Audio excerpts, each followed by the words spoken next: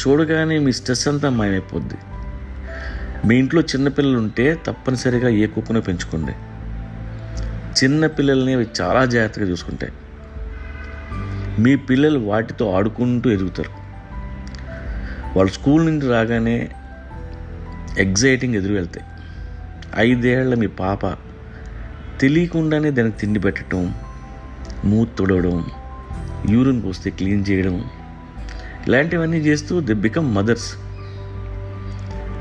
వాళ్ళకి తెలియకుండా అమ్మలా బిహేవ్ చేస్తారు. పెట్ ఉంటే పిల్లలకి మదర్ క్వాలిటీస్ వచ్చేస్తాయి. రెస్పాన్సిబిలిటీ నేర్చుకుంటారు. ఆ పెట్ని వాళ్ళ బేబీలా కన్న బిడ్డలా ఫీల్ అవుతారు.